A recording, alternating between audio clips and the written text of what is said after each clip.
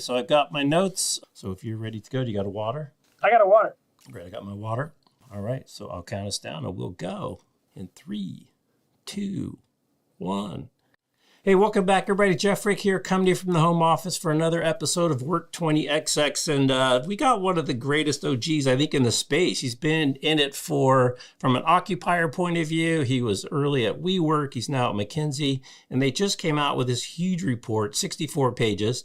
I got it here. I didn't print the whole thing.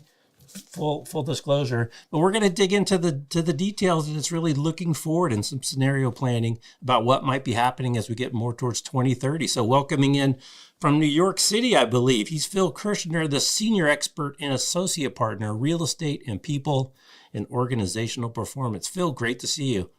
Good to see you, Jeff. Thank you for having me in for the kind words about my jungle gym of a career at this point. It's pretty straight, compared to a lot of them that we see out there. But it's great. It's great to have you on. But you've got such a great perspective. But let's dive into kind of what was happening pre-COVID, and this is kind of the reports about what the long-term effects of COVID. Maybe long COVID could have been the title. But we've talked a lot, and you've talked a lot, right? COVID was an accelerant to a lot of things that were already under play. There was a lot of trends that were already happening. And then COVID basically forced everybody's hands and showed that there is, we do have the digital tools for a lot of knowledge workers that they don't have to go into the office. There is things like cloud and super powerful handsets and all these things that were there, but nobody really wanted to force that move. So as you think about, kind of COVID as the accelerant, are these things that would have happened eventually without COVID and that just kind of juiced it? Or, how do you look at these trends? Because these are things that were already kind of underway. Yeah, it's a great question. And I remember saying early on in COVID with one of these like memes on the internet saying, COVID just accelerated things that were happening and convinced me otherwise, didn't alter the trajectory. We just got there a lot faster. It's funny looking back on reports about what the world would be like in 2030 or 2040 from a workplace perspective across the industry, even from places like McKinsey when I wasn't here, and seeing elements of that now. Like, gosh, this was 7 to 15 years faster than anyone thought we'd be there. And there were a lot of just preconditions that were like loading the slingshot or led to the straw that breaks the camel's back, whatever your metaphor is, especially in terms of the built environment for the office, right? Most of us didn't think that highly of most of our offices. Most of our offices didn't provide very well for all of the things that our various employees had to do. Everybody wanted a little bit more flexibility than they had, or at least to take the little bit of flexibility that they were taking at the time without an excuse, like just being able to assert that I wanted that.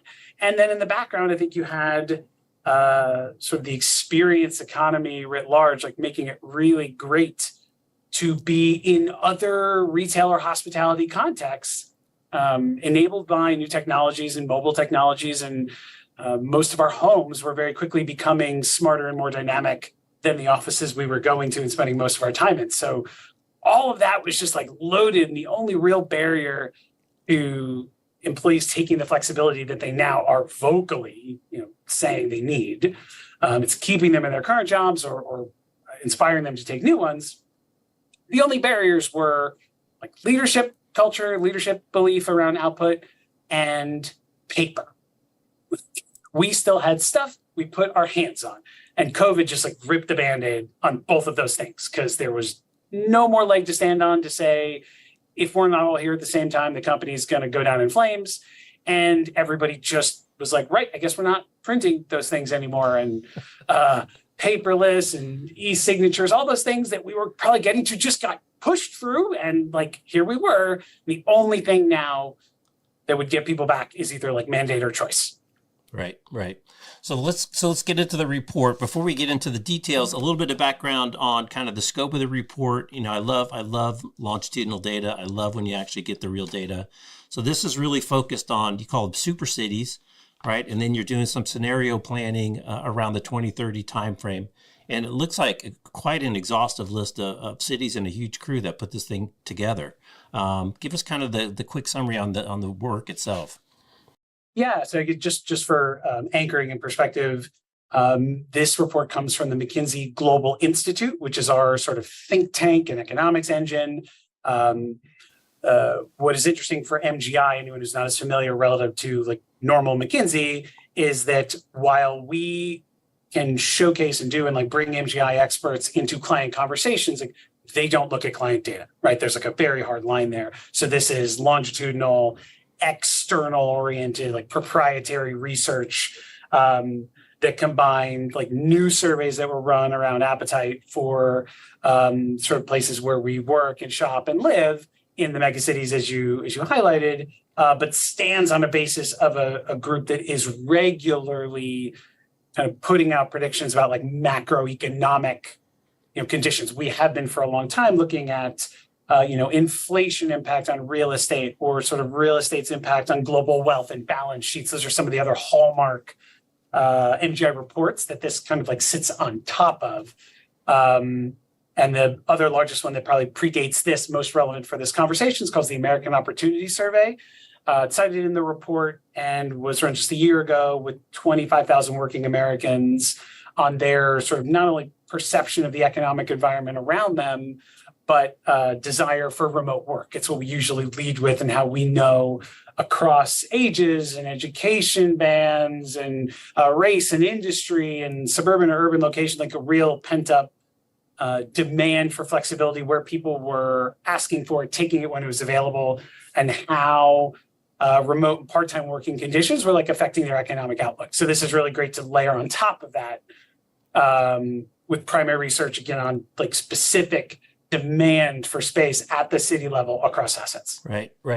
And you start out in the summary is that, it's not going to go back. Demand is not going to return to what it was.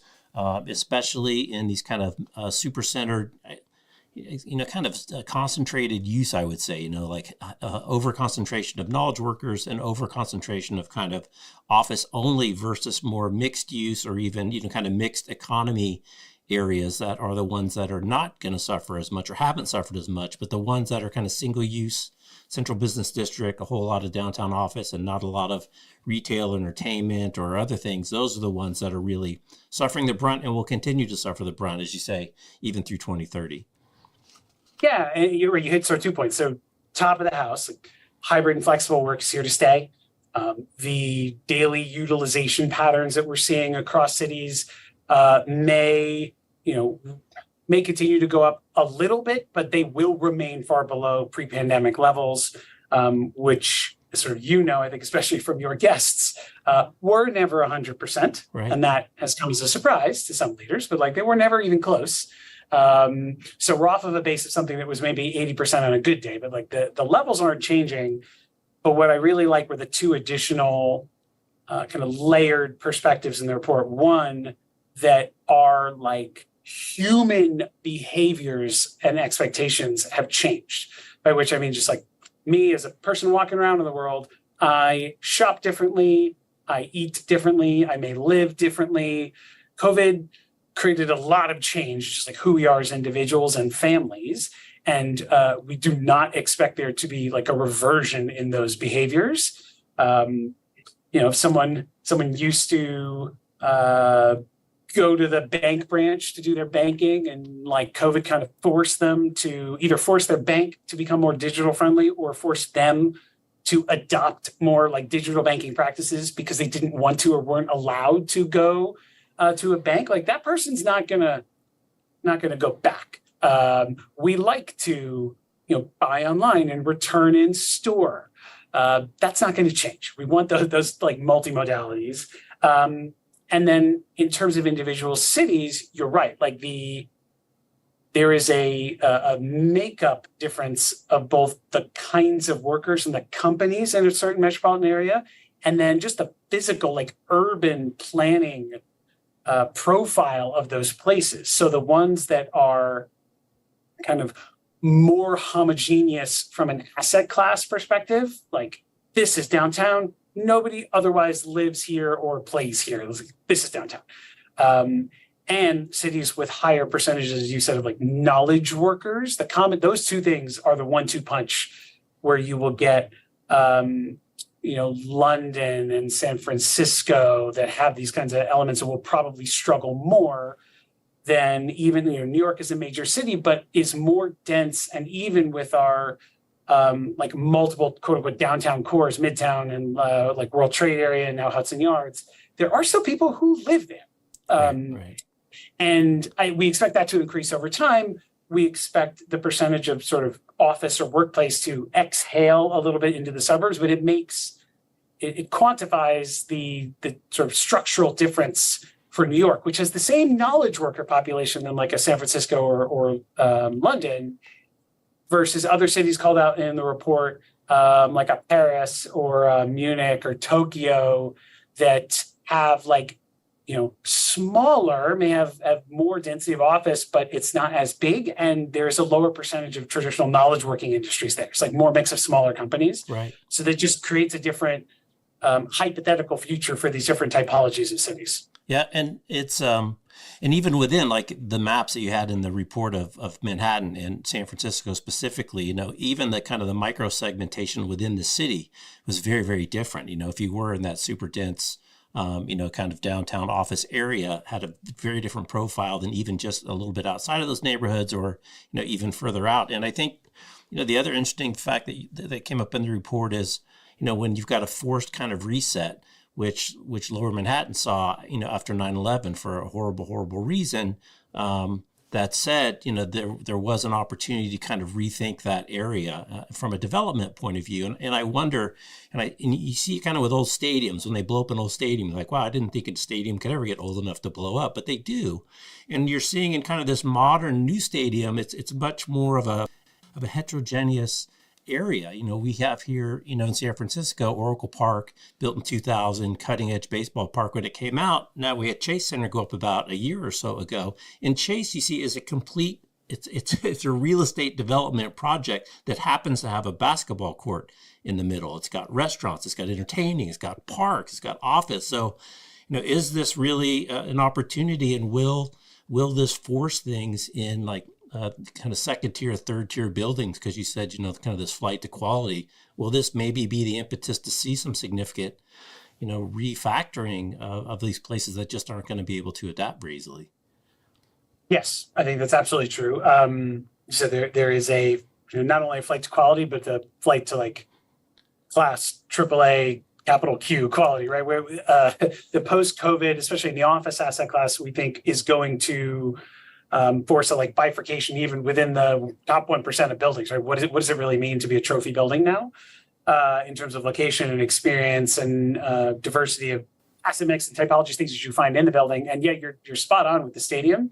I was living in Brooklyn at the time when the now Barclays Center was being built, and I'm a born and raised New York City native. So my assumptions of stadiums are like, Giant Stadium, which is actually in New Jersey, right? Yankee Stadium, now Citi Field instead of Shea Stadium when I was growing up, but like Madison Square Garden even as something that feels like old, but like when the stadium was new, it's like a neighborhood. It's different. It just so happens to have a stadium as opposed to like being a stadium in one place. It's radically different. So yeah, I think that direction for not just mixed use, like asset type A next to asset type B, but more like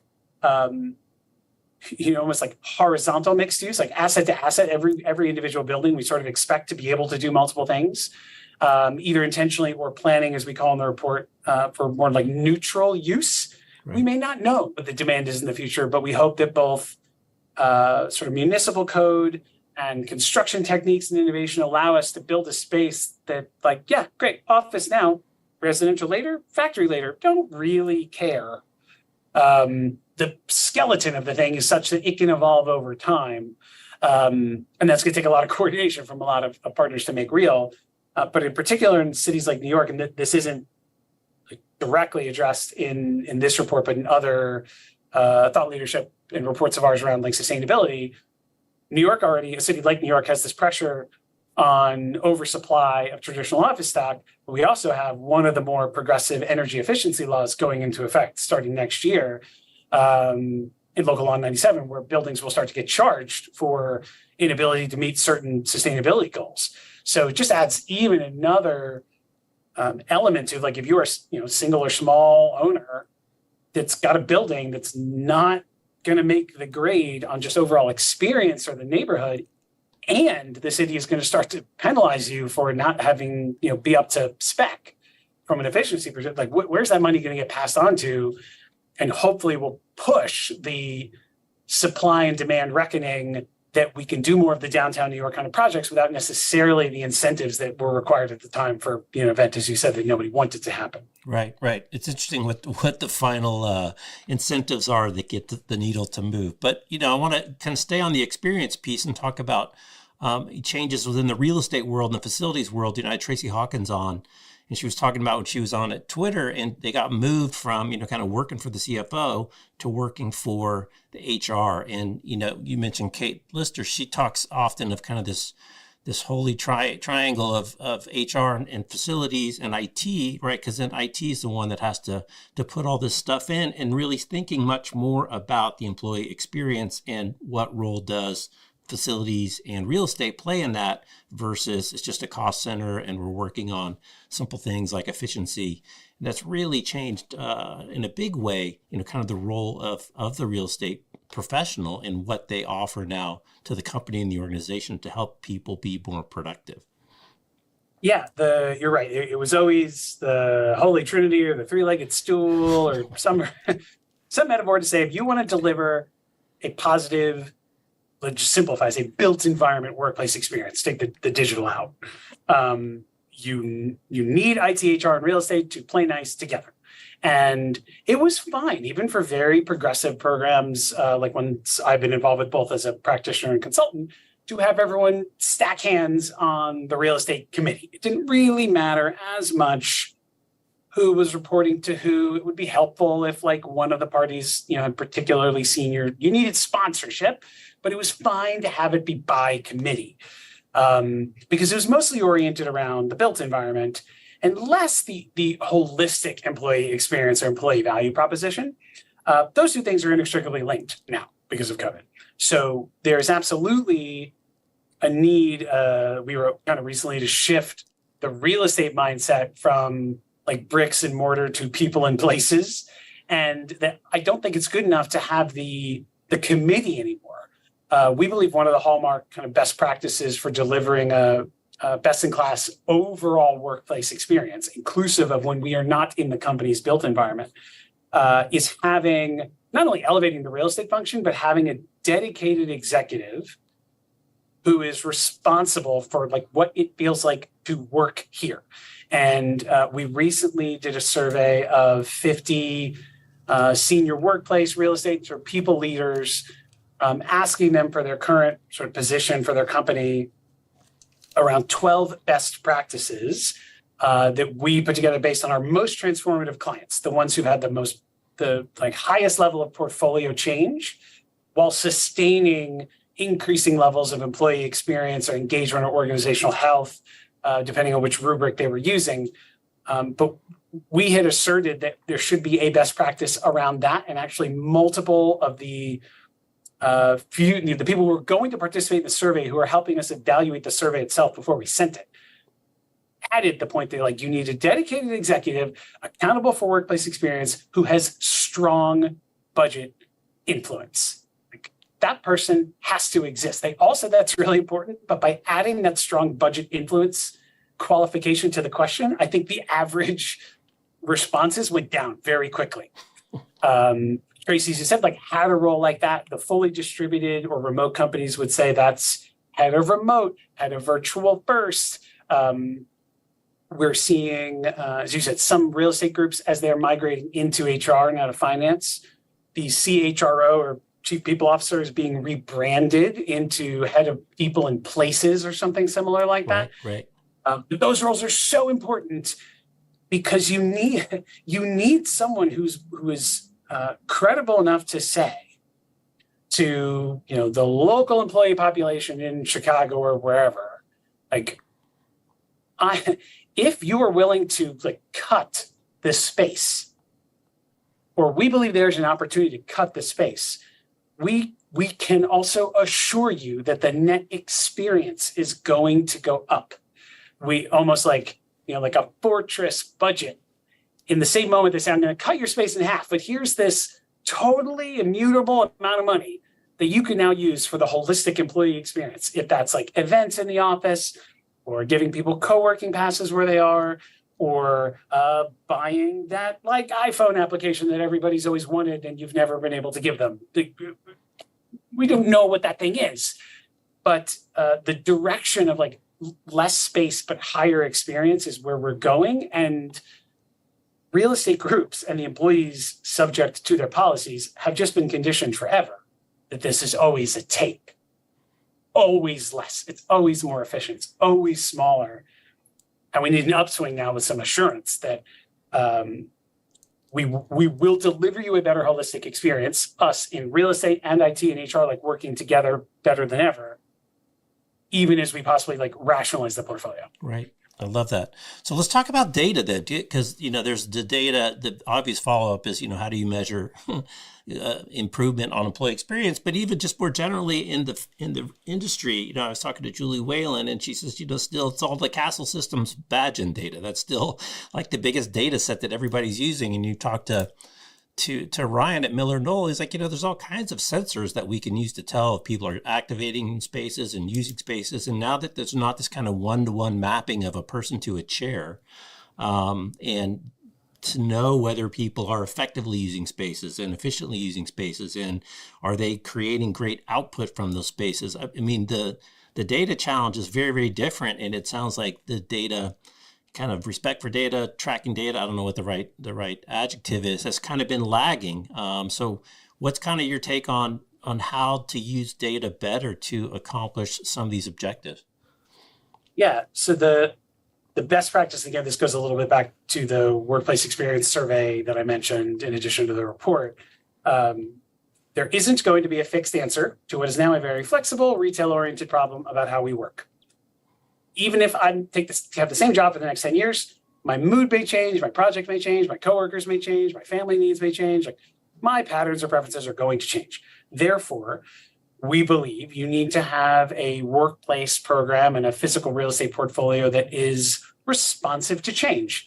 That you could be there with the business and with the employees, say, I can move about as fast as you can. So like, come at me with your newest and greatest problems and let's do that, as opposed to the once a decade hard decisions we have to make for what seem like very static answers. So one of the best practices back in that survey was like, does our workplace experience, is it informed by a wide range of data sets? And that was one of those questions where we started to see cracks in the certainty, even from an occupier set that was pretty progressive. Like we went to people who were known to us, which means this is not their first rodeo for real estate. These are people with like real strategies and programs. And even they said, yeah, we can connect our badge data to like our head count data, but it's not so real time. And to successfully manage this like future workplace operating system, it needs to have a couple different things in it. So, and nobody has this. If anyone says they do, they're lying. You need to know kind of like who the employees' traits, who they are, and where they work, something about like their work environment, who they work for, their perceptions, something about how they feel about things getting done or things that are broken, their output. Everyone says productivity, but like it's very difficult to do that at an organizational level, especially with knowledge work. But at least like a group or departmental level, some measure like output as an individual and as a team. You need external conditions. I hear lots of people now with smarter buildings say, oh yeah, it's going to rain tomorrow. We will have half as many people here, period. Like that's a fact. We know that happens every time it rains. Client perceptions, that's really important for us, something we study with our like science of teams, because your average McKinsey consultant runs a couple weeks at a clip with a group that was put together for that project, then like poof, new project, new team, new client context. So we get to test how different configurations of teams and working models for teams not only affect what the teams think, but what our clients think, because we ask them, how did we do on this work? So there's like the business output there. And then ultimately the space, two spatial components are how is the space configured? Like what kinds of spaces are there? How big are they? What are they next to? And then how are they being used? So if you have all of those things together in a world now where it's not just that we want them in our live dashboards, we want the sort of Gen AI accessible versions of this information. I should be able to ask, like, when prompted in a meeting on a podcast, like, go, hey, Siri, or hey, whatever device is listening to me, and go, like, what is the, let's see, what covers a couple of those variables? What's the, like, recent average, utilization of the meeting rooms in the sites that were, like, renovated in the last 5 years, not just for all staff, but for our, like, highest performing female senior leaders. I just think, I love it. Which is like, oh gosh, what would have to be true in order for you to be able to answer that question? And in theory, it's not so complicated. Like, that requires, like, plan data, which a big workplace management system. It requires booking data or use data within rooms. It requires some connection to your HR data, but not only to find out that, like, so-and-so is a woman, that they're, like, a certain title, that there may be, like, performance ratings are so high, or is, like, nuance. And even in theory, if it's easy, you have many organizational groups whose current prevailing attitude is no. Right, right. Well, absolutely not. We could never do that kind of thing, much less in a real-time rolling basis, so that you could either ask the system that question, or one day we want the system to tell us not just what is going on, but, like, when did something change and what interventions hopefully made that change happen. Hey, did you know? Right, right. You did Taco Tuesday in Boston last week, and all the interns showed up.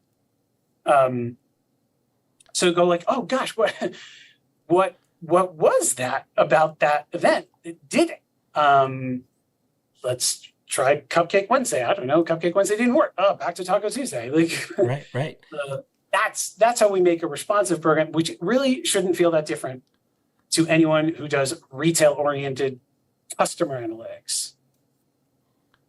How much of that technology exists, not obviously stitched together, but bits and pieces from your kind of technology seat already, and it's really more of a attitudinal change, and of course you got to stitch it together and get access to the different data sets. But is that really a bridge that far? Technically, it doesn't. Technically, it shouldn't be that far, right? No, I don't think it is, especially because of the sophistication that's applied, as I said, in a, like, customer retail context. It's hindered by culture and one, but, like, two other factors. I think one, most real estate groups historically are sort of woefully under-resourced technically. It wasn't, your typical corporate real estate group, like, reasonably small amount of headcount compared to other, shared services or G&A functions, very outsourced, and probably not, like, front and center in your company's recruiting program for interns and associates, that kind of thing. They go to finance or IT or banking or whatever. The real estate was always kind of in the middle. I certainly felt that being in a group like that. And you compete for the same resources, technology resources, as the other people in your company who make the thing that your company makes. Right. I used to work at a bank. You would compete with the people, like, who do banking systems to get something new put in. And then two, forever, and even still now, it's gotten better in the last maybe 5 years, sort of a broader prop tech movement, but systems were all closed. Everything that could be conceived as a real estate or construction or workplace system was built from the beginning in, like, smoke and mirrors or closed architecture. Either, like, they had no reason to be open, or in the case of, like, location and brokerage sort of systems, like, deliberately were closed. So even if you had the technical wherewithal to smash it all together was really complicated because the systems weren't designed to talk to each other. Right. But Yeah, the whole like smarter or more intelligent building movement, even in just the name of energy efficiency or sustainability, really started to expose that issue where like if you want the lights to go off when the people aren't here or the building to shut down like you have to have all these systems talking to each other. Period. Like is no other option.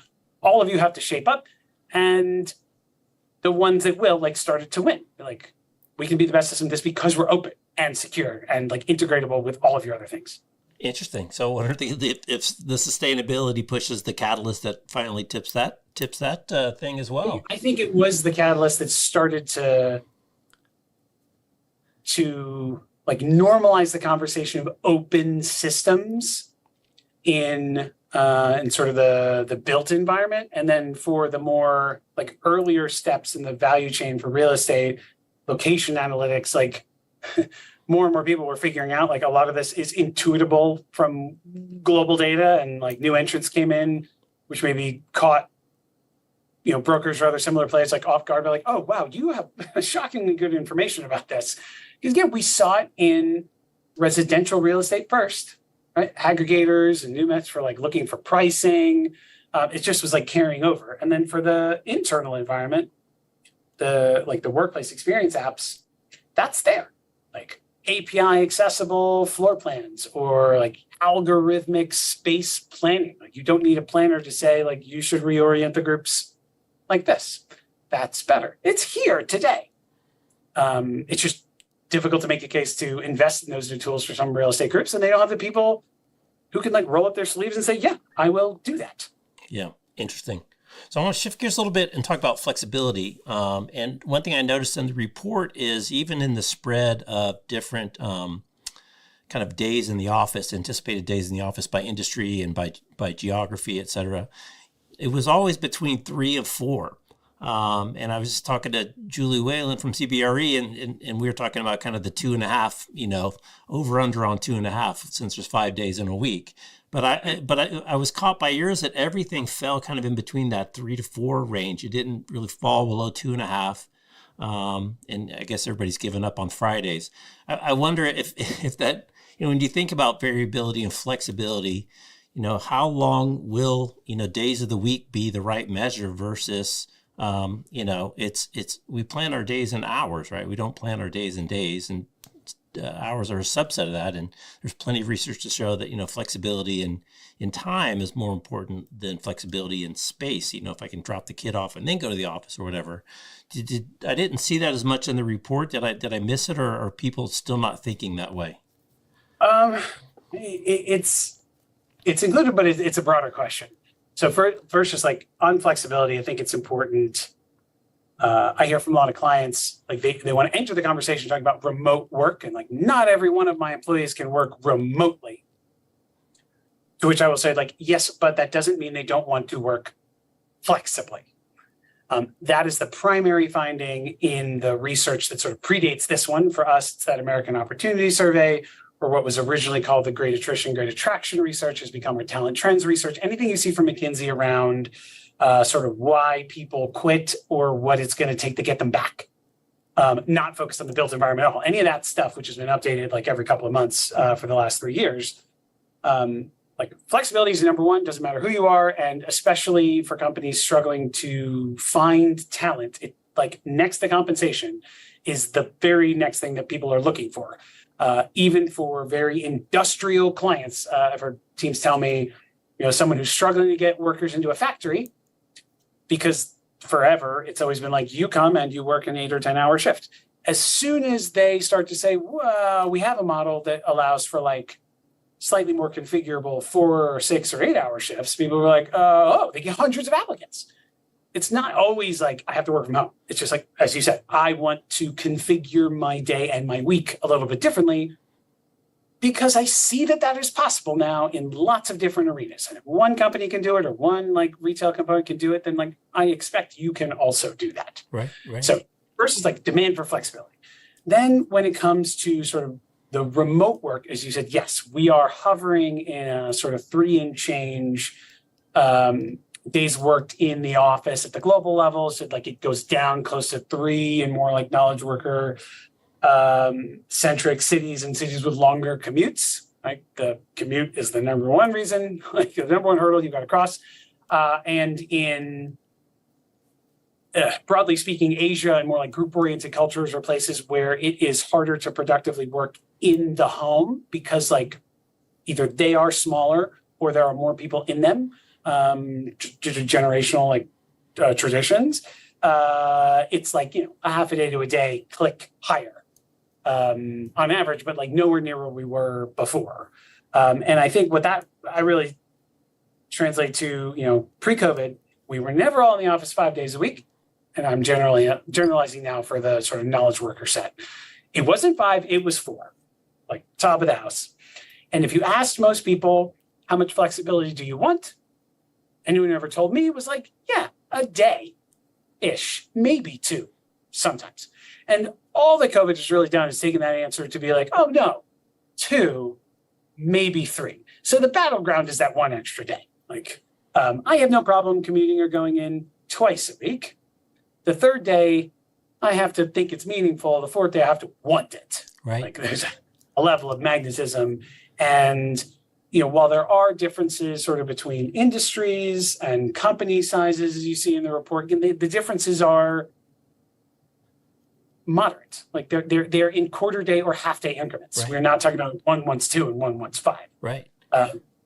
Yeah, they're all compressed right in that band. That's what really kind of caught my attention. Yeah, very small differences. And it is interesting, you go through in the executive summary all these different factors, but the number one factor, right, is long-term population trends, which trump everything. And, especially in Western countries where the birth rate's going down and, people are waiting longer to have kids, the war for talent is not going to get easier, even with, kind of the current round of layoffs and hiccups that we're seeing.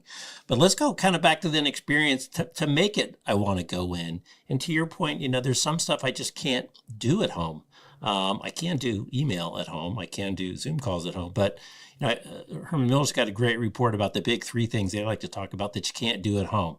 It's collaboration with your team. It's heavy-duty socialization. And then it's heads down work for a lot of people, right? They need like a library space. And we know in offices, there's never been enough conference rooms ever in the history of offices. There's never enough conference rooms, but there's lots of empty desks. I mean, are you seeing a pretty active reconfiguration, around some of these activity-based working places and to really start thinking about how do I make it a draw? How do I make it things I can't do at home? How do I think about, it's a want, I want to go to the office versus I have to go to the office. And the other term I really like is, on-site's the new off-site because it's intentional. You have an agenda, you have planned outcomes, you have different types of time planned together. And it's just this whole idea of being intentional about the time that people are together versus just sticking them in a row in an open floor plan, put your headphones on and glad you're here. Yes. So, right, get back to like pre-COVID, one of the big problems was, as I said at the beginning, most offices weren't that great for most things. And unfortunately, that condition was exacerbated by the fact that most offices were trying to solve for all things at once. And that's just impossible. Right. Like you can't have a place that is amazing for experience and collaboration and connection, but like also lets people do heads down work. Distraction, is the number one problem forever, even for people in private offices, right? Because you're not immune to having somebody knock on the door. Like that condition existed before. So COVID came along and companies like Miller Knoll or the Leesman Index would say like almost overnight, your average satisfaction for general support for general work went from like a 50 to 60% number to like a 70 or 80% number for people being at home, just because of most of the work that most people do for most of the day is better in an environment that you control without other people tapping you on the shoulder. So you get this like disparity of certain functions, individual phone conversations and like reading and focused work, which are like unequivocally better in a home environment or somewhere like away from coworkers. And the gap is so wide, like the office will never catch up, period. Then the opposite is true, right? You've got for like hosting and informal interactions and learning. Like the office is so, and by the office, I mean like deliberate workplaces are so much better than the home environment. The home will never catch up. The battleground is in the middle for a lot of that like loose stuff, the more like planned meetings and like individual structured work. But the problem, the way to get away from this solving for everything is the fact that almost none of our offices today, or certainly before COVID, have a clearly defined and authentic purpose. If too many clients say like, why do you have an office in New York? And they're like, well, we have 500 employees in New York. Of course we need an office in New York. But like, we're all really sensitive now. Someone saying, I want you to come in, and the employees go, to do what? And unfortunately, the word that gets called out more than any other is to collaborate.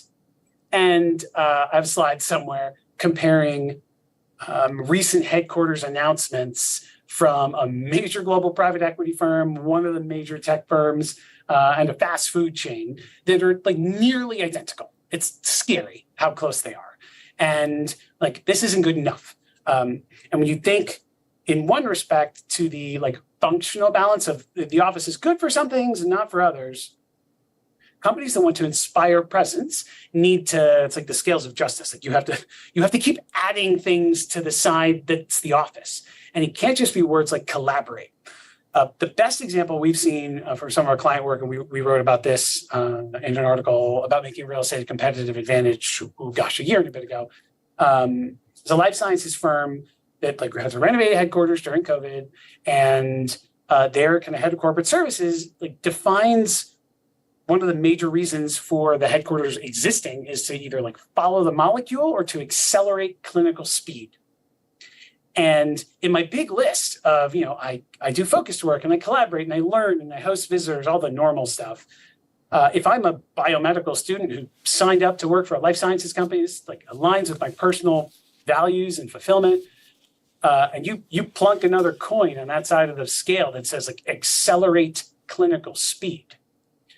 There's no way in hell I could be sat in my home going, can I really accelerate clinical speed here like better than I can in the office? The answer is of course not. If that office, like then the burden is higher. The office is not only designed, but like curated and activated specifically for that purpose. Like if I go in, the gravity of the like innovation energy and the learning energy should be so strong. It's almost like pulling me away from my desk, like be like, oh gosh, there's a lunch and learn and this and that and scientists and magic is happening, such that same person said in the sort of conference setting that like, he says, when the book is written for our company about like over the next decade, how we made the next 10 life-saving drugs or medical devices, is I want there to be a chapter in that book about our headquarters, which is a radical departure from the preference of most people in the AEC, like industry, real estate industry, to write coffee table books about the building. Like, look at my big new tower. Right. It is located in the great place. It's sustainable. It's beautiful. It has a restaurant. Like they talk about the thing, not the outcomes. There's no people in it. Yeah, right. Even though it feels minimizing at first brush to say, oh, we've gone from writing a book about the headquarters to writing a chapter in the book about the company that's about our headquarters, the burden of proof is so much higher to deserve that chapter. Like, how can you look the CEO in the eye and say, I can prove that this place helped develop the next 10 like life-saving drugs? Like that's that kind of thinking is so different. And it's what's required, because once you know what the purpose is, then you design the thing and you activate the thing and you advertise the thing around that. And you say, if you're doing something that isn't in this little category, we would love to have you here, but understand, we have like A++ quality around 5 core purposes. Doing your little spreadsheet work, like you're welcome here, but do not complain to me that like you're not sat next to the person who you want. Like that's not why you're here. You can do that work somewhere else, either in your home or maybe I support you doing it in some kind of a third place. I love that. I mean, it's such a big asset, right? Why not put it to work in a positive way instead of just having it be this kind of boat anchor cost center? I mean, nobody wants to be a cost center anymore. Nobody. IT doesn't want to be a cost center. Nobody can afford to be a cost center. Everybody wants a seat at the table. And how do I help the company be more productive, which in an office kind of environment is making the people more productive. You had this other article that came out a while ago, is your workplace ready for flexible work? And I thought it was really interesting. You had on the far left, 84% was everybody making their proclamation of how much they wanted people to come in or out. But all the way to the right, at the low end of the scale, was they had, written processes and clear documentation about the way they're going to work. And it's just like, oh my gosh, talking about getting the cart before the horse. I mean, the story that you just told is such a polar opposite of that, to really get the objectives out front and then work backwards into the space. Yeah, and we can substantiate that actually. So I've been really excited about this. We're increasingly trying to interrogate the role that not just the built environment, but choices that we have about flexibility and the conditions that make that possible influence what McKinsey calls organizational health. We have a big banner asset called the Organizational Health Index. It's a survey that's been running for over 20 years now. It was written by all the people years ago who wrote all the books on change management that I used to cite as an occupier and as a consultant in every job before this one. It is not a workplace survey, not in the Leisman sense of like, do you like the thing you work in? And it's also not an engagement survey in the sense of like, do you, like your manager? Do you trust the leaders? Are you likely to stay? It's not at that sort of departmental group level.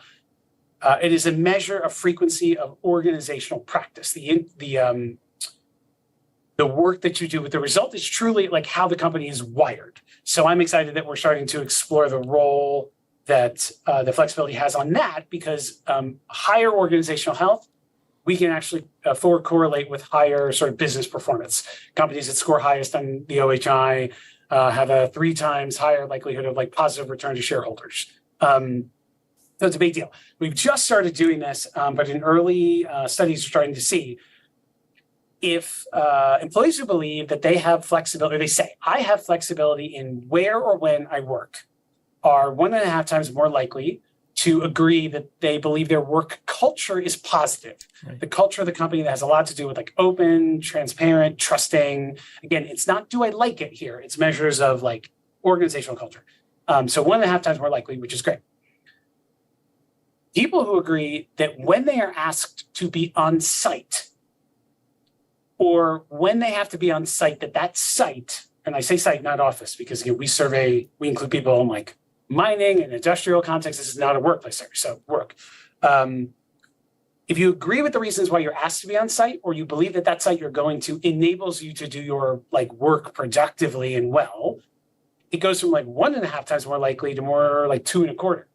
2.5, over 2 times more likely to agree that your work culture is positive. But the real icing on the cake is that employees who say that the teams that they work on have very clearly established sort of norms for not just where and when, but how the work is done. It gets exactly to that question from our workplace survey that you pointed out, kind of clearly documented ways of working. It's over 3. It's almost 3.5 times more likely to agree that your work culture is positive. So I say now, it's not that managers should be responsible for letting their employees work flexibly.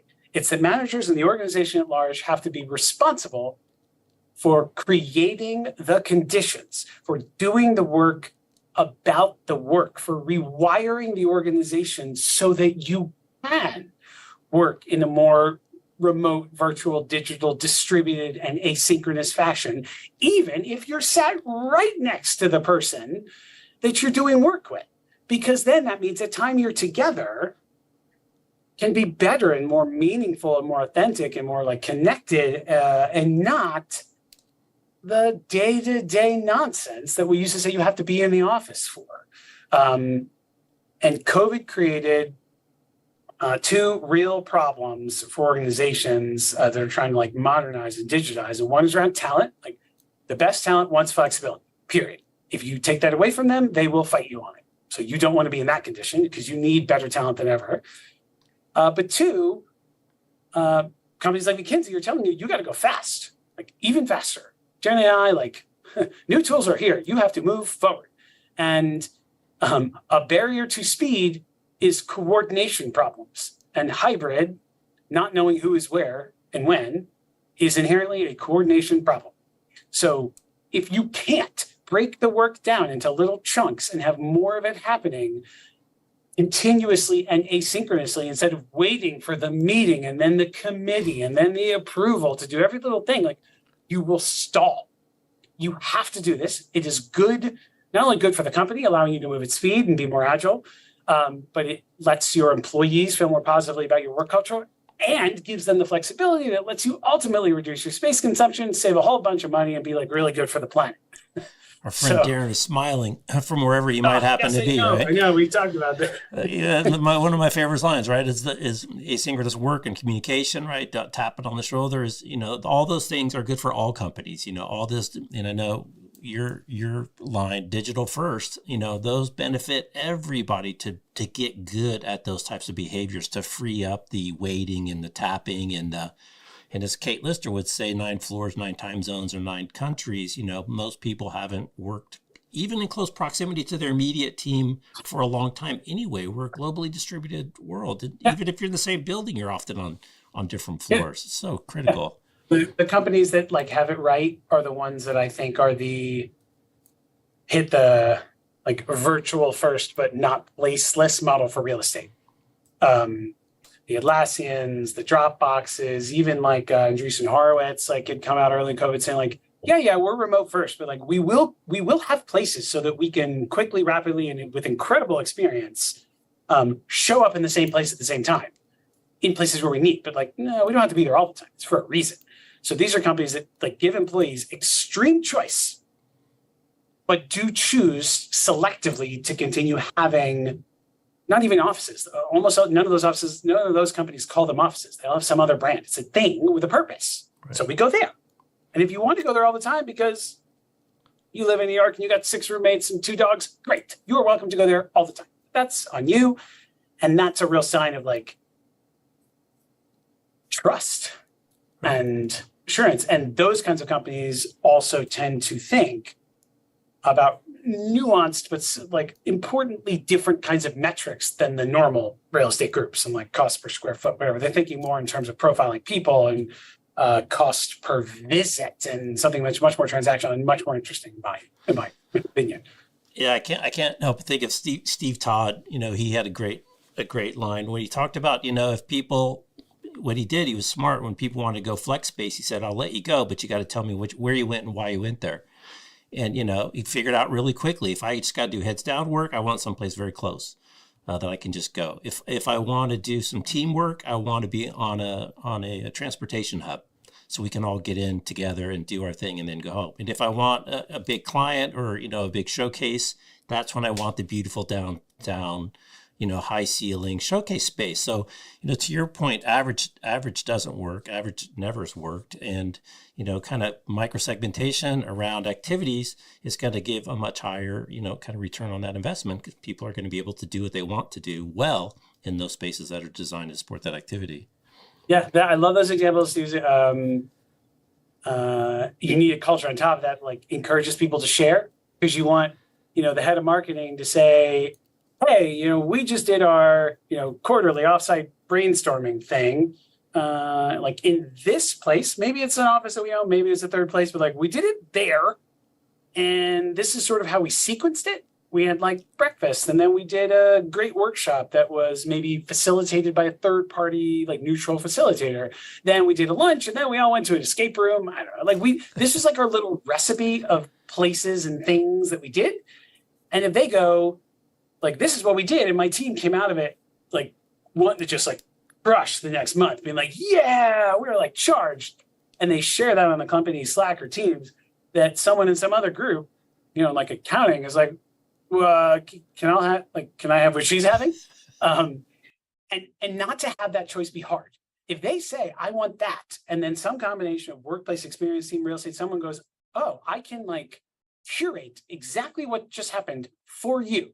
I'll put you in that place. I will order the same event. I'll get the same facilitator. We'll do the whole thing. And you just show up easy breezy. They're yeah, a million times. And then you measure the output and that. It's hard, but that's how retail works. I went to this TripAdvisor. I went to this hotel. It was amazing. We go, great. I want that. Right. Like, Right. we need the work version of that. Right. All right. So I'm excited. We're getting to the end of our time. Empty spaces and hybrid places. What's going to happen in 2013 is going to be less space, but 2030. Oh, gosh, what did I say? 2013. We're going backwards. It's like Back to the Future. But give you the final word. It's going to be less space than people have traditionally had by traditional measures, but there's a real opportunity, and I think you end on a positive note, to rethink it and use this as a catalyst to have better spaces for people to be more productive. What's kind of your final takeaway? Because if you're just looking at the vacancy rate, it's not so positive, but it is a real opportunity to rethink, and we've seen it before. Well, yes, this is about placemaking, and the airport we give advice at like a concentric circle of levels, right? For particular with office, like at the floor level, like we need hospitality, we need experience, we need digital, like retail oriented use, like multi channel, flexible, like at the floor level, right? And then you go out to the building, aiming at the developers. More mixed use, like neutral use, hybrid buildings that can be different things, conversion where we have mismatches. So from like office to residential or to industrial or to urban farming or whatever it has to be to correct the kind of balance, and really sort of stress testing the portfolios that we have against, as you said, these like macroeconomic and population patterns to know what's going to work. Then you get to like the streetscape and revitalizing neighborhoods. You asked me in advance of this about 15-minute cities. Like that is 100% true. We need greater diversity of things and services and experiences within like walking or e-bike or whatever it is distance. The planet needs us to do that. So more green space, thinking ahead to the impact of like autonomous vehicles and all of that. Then you go out to like the neighborhood level, mixed use neighborhoods, new zoning. Different ways of like financing, interacting with the city, truly sort of experiences. There are some examples of this around the world of people planning like whole kind of communities. And the last one is the sort of the public municipal aspect, like public service around accessibility, different like sources of funding because of like tax-based shifts, right? Cities like New York need people to want to live here and to be able to live here affordably, even if the person they're doing most of their work for isn't here. And the challenge is that all of that has to happen like together,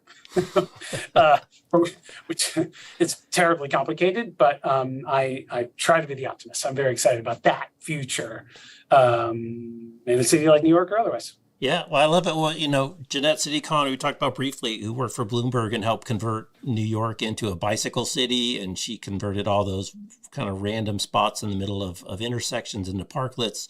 We know in Holland, there wasn't always a bike city.